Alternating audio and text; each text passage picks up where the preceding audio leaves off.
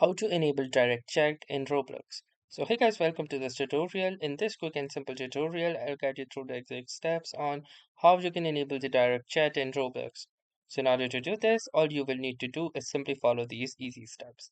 So the first thing that you're going to do is launch your Roblox application and then click onto this more option over the left hand side.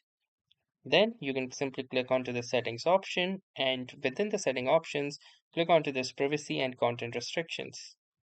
Now, once the page loads up, you can click on to the communication, which is the third option, and then click onto the first option that is experience chat. Now, from here, you can see that the direct chat and the experience chat are both turned off, and you cannot enable the direct chat until and unless you experience the experience chat. So, in order to enable the experience chat, simply click onto this on button and in your case, if you have not verified your age, you will first need to verify your age. It only takes a couple of minutes, and all you will need to do is simply snap a photo in the live camera and follow the directions, and it will automatically estimate your age. Then, after enabling the experience chat, simply click onto this on toggle for the direct chat as well. And here you go, your direct chat has been successfully enabled for all the age groups within the same experience. So that was all for this tutorial. Thanks for watching and have a nice day.